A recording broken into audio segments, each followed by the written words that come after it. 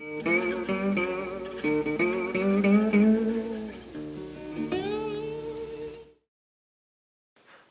So I've already spoken a few times about the fact that I oppose, in general, identity politics. I want to expand on that a bit further, and more specifically, I want to show how identity politics leads people to then actually defending the members of supposedly, disfavored groups, even when those actual individuals aren't disfavored and are actually acting in nefarious ways. And I think that's perhaps the most toxic aspect of identity politics. The reason I oppose identity politics is because it's fundamentally racist. So now the thing is, what we have to remember is that identity politics is not just this sort of leftist thing of trying to get all the groups at the same level, right? Which often isn't even leftist, it's just a sort of fake leftist idea, which is actually a hard right-wing idea that still wants to keep economic inegalitarianism between individuals, but just wants to have the same proportion of rich peoples among each race so that it seems like we've done some kind of progress in terms of equality. And of course that's the liberal position, and that's why these liberals are being very disingenuous, and they're basically being maybe not racist, but they're certainly being economic and egalitarians, which is very problematic. And they are being racist, actually, in a sort of roundabout fashion. And that is why, again, I oppose identity politics. But what we have to remember is that right-wingers are actually even much more racist and much more into identity politics. I mean, above all, not everyone, of course, who identifies as right-wing is going to be racist or have, believe in identity politics. But originally, that was the case, right? I mean, much of the modern Republican Party is basically largely has taken the ideology of the old, slaveholders from the Old South. So this is something to bear in mind, is that they're the ones who created the identity politics originally. I mean, they didn't create it, of course it already existed, and it's pretty much been existing since our species has existed, is that you have tribalism, and that basically you will treat people differently whether they belong to your group or to another group. And racism is just a manifestation of that, really. You just see a person, see that person belongs to another group, and you just consider that person as just an impersonal member of that group, and on top of that, that group is considered to be inferior, and so that person who belongs to that group is also considered to be inferior, and is considered an adversary, and is considered a threat. And so that's the original identity politics, and so what the people that get called identity politics, these are people that still adhere to this sort of identitarian tribalist mindset, but what they try to do is, instead of trying to make their own group win against the other groups, what they try to do instead is they try to have equality between all the different groups, but they still basically are thinking in a tribalist fashion that is basically, above all, you belong to a tribe, and that is what defines you. You don't have really much individuality, and that is a terrible thing. I absolutely oppose that kind of thinking where you're just like a member of this group and that you're then pitted against this other group, and then as long as between the groups on average there's equality, then everything's fine, even though there's terrible inequality between individuals. And so that is the idiocy of identity politics. And so basically what we need is individualism, is where we recognize that each person can just be an individual that has no belonging to any group of any kind. And that is often considered like a very American ideal. And I think, Republicans are right about that, is a certain kind of Republican, which, are actually is a pretty rare kind in reality, because lots of Republicans pay lip service to that kind of individualist thinking, but in practice that is not what these Republicans are actually fighting for, as far as I can tell, though it's pretty nuanced. I think many, if not most, Republicans genuinely actually believe in, individualism, and as such are actually anti-racist, because they believe in giving everyone the equality of opportunity, including people of other races. I do think there is a certain amount of that belief. Of course, that only applies within national borders, so there's still, maybe not exactly racist, but tribalists, which is just as bad. They're tribalists based on nationalist grounds instead of racial grounds. So that is highly problematic in any case. I mean, if you're being a nationalist is just as bad as being a racist, because you're discriminating against other people based not on their race, but like in the particular part of the world that they were born in. So that is a terrible thing. And of course, I don't think there are many Republicans or Democrats who aren't nationalists, and so that is a very big problem. So I think even if these people aren't actually racists, they're going to be nationalist, which is just as much of a problem. So basically what I want you to understand is that is identity politics too, right? Nationalism is identity politics. And so basically, if you say like, oh, we've got to we got to beat China, right? Because they're like destroying the U.S. economy. Well, think about it this way: the average Chinese person earns only 1/6 as much as the average American, right? 1/6. You need 6 Chinese average incomes to earn the same as one average American income, right? So if there's anybody that needs to be a bit favored for now, it's China, okay? It's not the USA, it's China. And it's going to be China for a long time. It's going to be China until they reach the same level as the USA.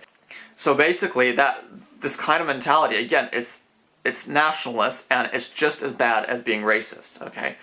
And so this is something that the Democrats are completely guilty of as well, because Democrats, again, are nationalists. Nationalism is identity politics, right? You say, we are Americans and we want this group, which is like Americans, to win over this other group, which are the Chinese, right?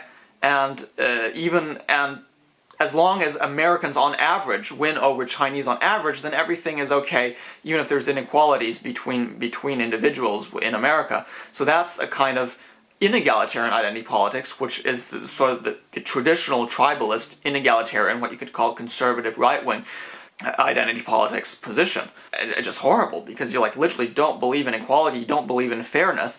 It's like completely antithetical to just basic principles of goodness, right? Just antithetical to universal ethics. And so if you actually oppose identity politics, well, you've got to oppose those things. You've got to oppose racism, you've got to oppose nationalism. So it makes no sense to oppose identity politics from a traditionalist, nationalist perspective, okay? If you want to oppose identity politics, it has to be from, a universalist, egalitarian, libertarian perspective, right? And of course from an individualist perspective as well. So my first point is basically that it's conservatives, traditionalists, nationalists, right-wingers, whatever you want to call all that, they are the primary identity politicians. And then what happens is they have these more egalitarian, idealistic people that think that this is a problem, that say, okay, we don't want inequality between these groups, right? We don't want inequality between these groups. We want equality between them. And so that's what leads to this egalitarian identity politics, which is what most people think of when they talk about identity politics. And the problem is that is a problematic movement, because it actually, again, ends up denying the individual. So, okay, you want equality between the groups, but you're still denying that there's an individual who might not want to belong to a group. And so what I think is terrible is, look, I think of it, for instance, there's this issue of headscarves. And I'm thinking this is less of an issue like in the USA, but like in Europe. You've got lots of these conservative Muslims that immigrate to Europe, and that then will form these kind of separate communities where they'll actually impose some of the rules on its members. So like the women will be forced by their family members to stay at home and wear headscarves when they go out, and they might not want to do that. And so the problem of being too conciliatory and being too respectful of other cultures and other communities, is that we're actually not respecting these individual people, and in particular women here, who belong to those communities. We're actually letting these women be oppressed by their communities instead of having the law apply equally to everyone. And that is a terrible thing. And that's why, to me, ethics is universal. If everybody should be subject to the same laws, to the same rules, including the same, informal laws, and you just absolutely cannot allow people to be subjected to, especially these horribly irrational and oppressive laws that these completely retarded niggery cultures like these conservative Muslims have. And identity politics of that kind is inherently oppressive, because what it does is that it allows other oppressive cultures to oppress the individuals who are considered to belong to those cultures, to those groups. And so likewise, using just maybe even less extreme example, in the US we've got this black gangsta culture, right? So I don't know how to call it. You know, that's sort of the best word that comes to mind right away, is this gangsta thing, which is largely the result of a kind of glorification of the roughness of these, urban poor environments that many black people unfortunately live in the USA, and that gave rise to also the sort of rap and hip-hop culture that sort of slowly started emerging in the 80s and then especially in the 90s, and which even spread across the world. And now there's just, everywhere across the world there's many people who are very much inspired by this whole culture, in terms of like music and clothing and phraseology even. They're very much inspired by this culture, but what you have to understand is that's a very toxic culture for all sorts of reasons. But what's important to bear in mind is that these things are actually conservative, right? It's a culture that's very toxic, and funnily enough, well, it's toxic in the exact same way, or almost, or in very analogous ways to the way that the Republican culture is toxic, to the way that the traditionalist European type, waspy culture is also toxic. It's the same thing, right? Because how are they toxic?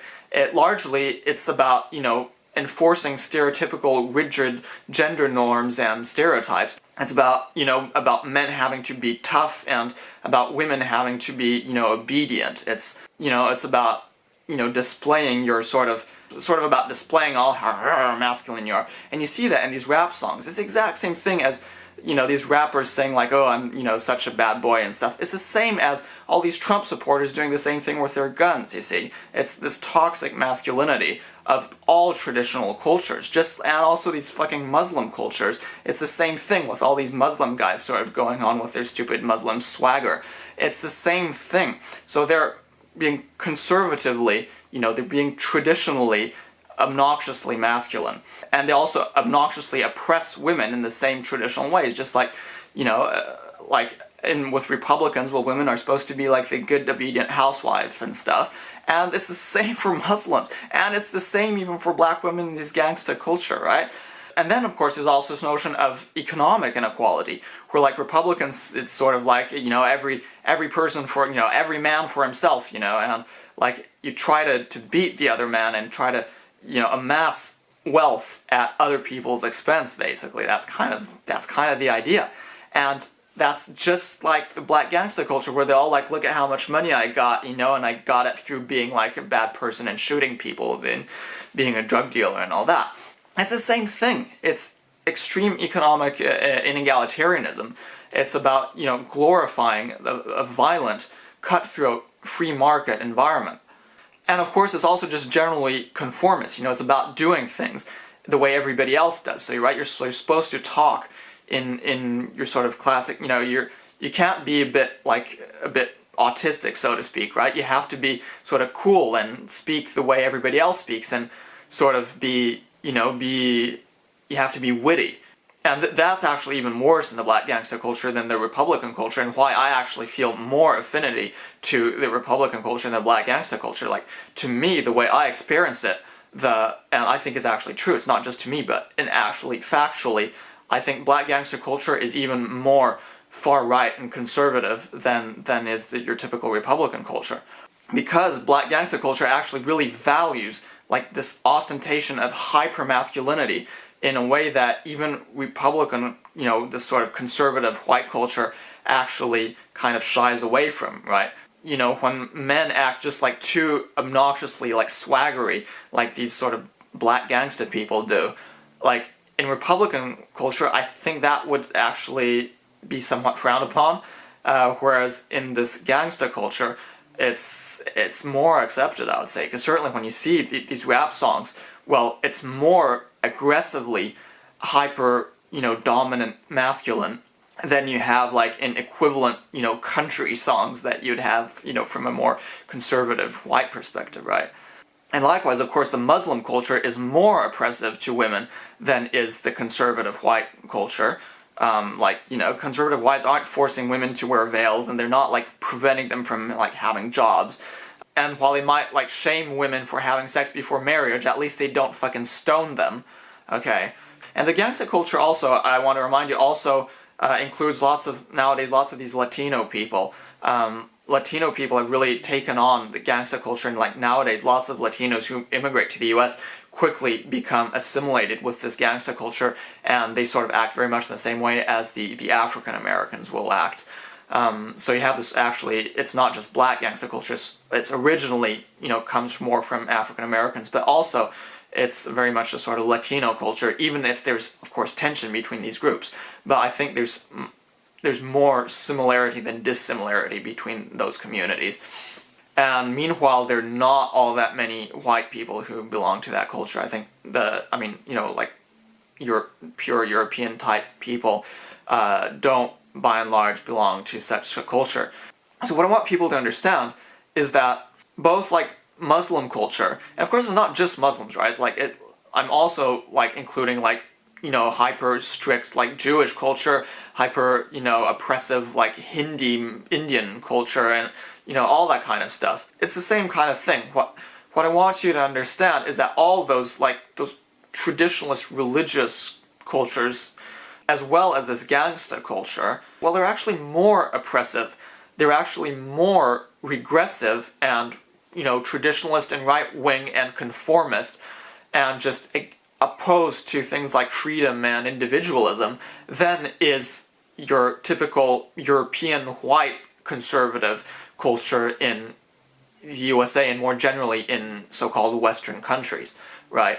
So basically, it makes absolutely no sense that these supposedly, progressive, left-wing, whatnot people end up defending cultures and people that are actually even more extreme conservative, right-wing traditionalists, nationalists, whatever, than are the people that they oppose, who are, namely, the conservative whites. So basically these leftists and liberals who defend all these sort of people of color communities, and at the same time decry these conservative white communities for being excessively traditionalist and, and anti-libertarian, well, they're being completely inconsistent, and they're actually being racist, right?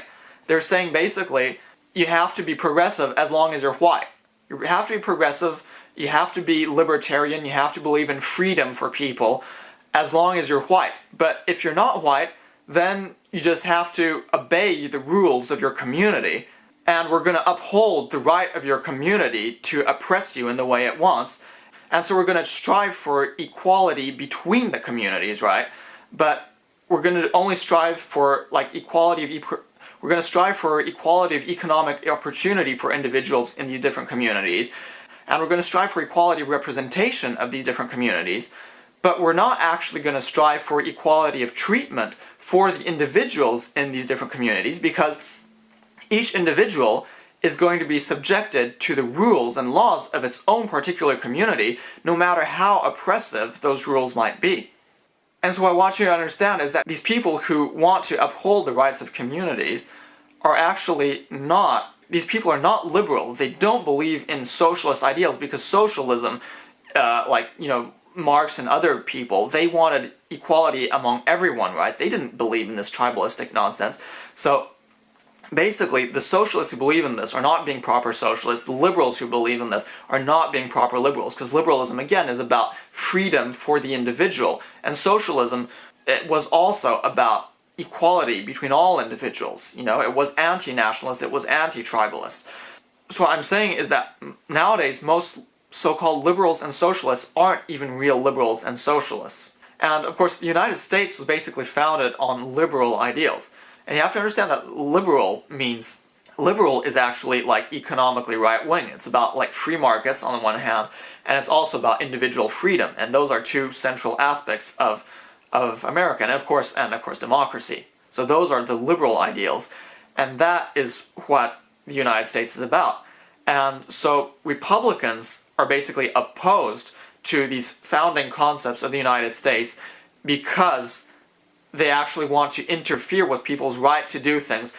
at the surface they claim to want freedom between everyone, right? But in theory, I know that many Republicans would actually like to make homosexuality illegal, for instance, which again is opposed to the liberal idea of letting people do what they want as long as it doesn't directly harm you. And of course, one could make an argument that generally nationalism is actually non-liberal, even though most liberal people didn't really realize that. If you really believe in true liberalism, well, you also have to believe in its universality, right? It's just like, you had these Christian missionaries. They went across the world because they believed in Christianity, and as such they believed in its universality, and they believed that everybody should be a Christian. And I agree that, like, from the minute that you accept that Christianity is a good thing, then you should spread it to everyone. And likewise, well, liberalism is the same thing. If you believe that's a good thing, you should spread it to everyone.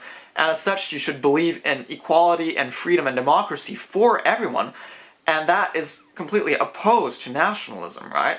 Because from the minute that you believe in nationalism, you believe in having the people of one group beat the people of another group, or, not necessarily to the extent of, like, massacring them in, like, the Holocaust, but you certainly, like, want to be better than them economically. You want to be better off than them. And typically that can actually lead to war eventually, because there will be, like, some sort of excuse that, some country did something that wasn't supposed to, and then you, like, have these idea of territorial rights and somebody infringed somebody else's right.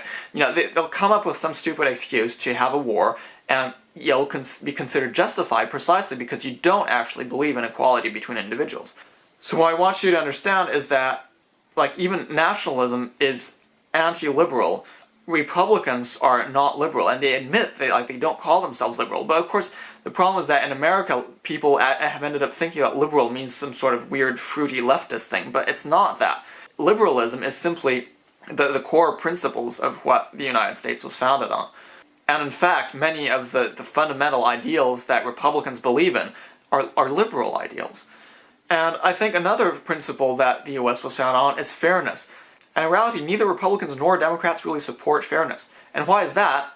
It's because they let some people become immensely rich and powerful, and they don't try to rectify that. And these people who become immensely rich and powerful don't actually deserve to be so, because they didn't actually, like, work all that much more or better. Okay, so even if you have equality of opportunity, I believe that we should have equality of opportunity, and that we shouldn't have equality of outcome, because that's just, like, rigid socialism, and that's not a good thing. I agree that equality of outcome is not a good thing. We don't want everybody to be exactly at the same level.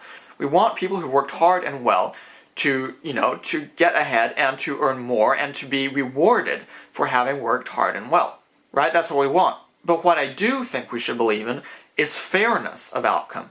That is, if you work hard and well, then you should be guaranteed to be better off than someone who didn't work hard and well. And now, just consider somebody like Donald Trump, who basically managed to get rich because his father got rich. See, his father actually at least sort of built up the family fortune to some extent, and so he didn't deserve to get as rich as he did, because nobody does, because nobody works that much harder and that much better that they deserve to, like, earn 1,000 times more than your average person. Nobody works 1,000 times harder and better than the average person. But at least he did work for it, and as such he did deserve to earn maybe more than the average person. Just not 1,000 times more, but somewhat more. But then Donald Trump, he did not work harder and better than the average person. He worked actually less hard and less well than the average person.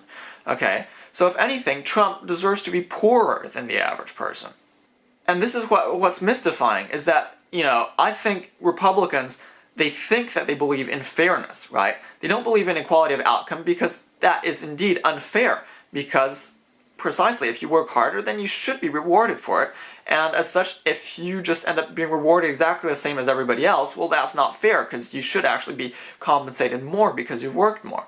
Republicans think that they believe in that, and even like Democrats, Republicans and Democrats think that they believe in that, but then when you look at the actual policies that they support, well, they don't actually support that at all. They support the fact that some people in privileged positions can get away with working poorly or not at all and still earning enormous amounts of money, and meanwhile other people who work hard still don't earn much at all. And we know this. There are plenty of people who work hard at their jobs and don't earn much. And in fact, that's, like, largely, this is what's so nuts, is that, like, the average Trump supporter, like, especially the caricatural Trump supporter, is exactly that kind of person. It's a person who works pretty hard and who earns less than it deserves to, right? And this person then goes on to vote for somebody and to strongly support somebody and to actually be totally enthusiastic about somebody who just further enhances that unfairness, who further enhances the fact that the average worker is not being compensated fairly for its work, and meanwhile that there are a few rich bums who get away with doing nothing and who earn enormous amounts, and Trump is that. And the crazy thing is that like these Republicans, they like think that they're opposed to their to this coastal elite and that they're fighting for the average American, but then they support Trump, who is the exact coastal elite, right? He's a billionaire from New York. He was born rich. He's been mingling with all this sort of elite crowd from New York his entire life. And basically all his policies do serve this elite. And yet they support him. And the reason they support him is because what the Republicans have managed to do is that they managed to make people believe that it's not the elite leeching off of the rest of society that's a problem. No, it's the immigrants that are instead the problem and are taking away your jobs. And that's largely nonsense. And why is it nonsense? Because the immigrants don't actually so much as take your jobs as add to the economy. They make new jobs happen. By being there, suddenly we can just have more people who will just make the whole economy grow. That's more or less how it works. So in a few instances, okay, they might take a few people's jobs, they might make wages go down a little. So it's not entirely true that immigrants have no negative impact on the people who are already there. Okay, we're recognizing that. But overall, the problem is not immigrants, the problem is these elites. But the thing is that the Republicans actually recognize that these elites are a problem, and they even have their conspiracy theories of like, the Jews and the New World Order and everything. But they somehow fail to realize that Trump is utterly, he's like the most representative example of a person who belongs to that elite. And the reason he manages to appeal to so many sort of average Americans is because he talks about immigration. And lots of Americans now believe that immigration is even more of a threat. Like there's the elites, and there's immigration. They actually think that the elites want immigration and to somehow then take over the world through immigration. That's sort of what they think. And so they think that immigration and elites just go together. So if anybody opposes immigration, then they're opposing the elites, even though actually he is just absolutely part of the elite himself. And what I want you to understand is that both sides are using identity politics to distract from the real issue, which is very much these elites. So the Republicans say, well, it's not the elites that are the problem, it's the immigrants. And of course, it's also the supposedly distinct liberal elites who are like supporting the immigrants and also supporting these, these other historically disadvantaged groups at the expense of, the average American. And so the Republicans are saying this is the problem, that these supposedly distinct liberal elites who are actually just very much in cahoots with the Republican elites, right? But they sort of pretend that there's a sort of separate liberal elite category that's defending these minority groups against the average American, and that's what's harming the average American. When in reality, of course, the problem is that it's more that these elites are profiting off of everyone else.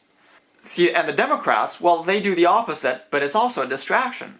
What they do is say, well, it's the Republican policies of being against, immigration and minorities that's the problem. And what we need is to defend, like, immigrants. We need to defend, women as a sort of general category. We need to defend, people of color as a category. We need to defend all of these things.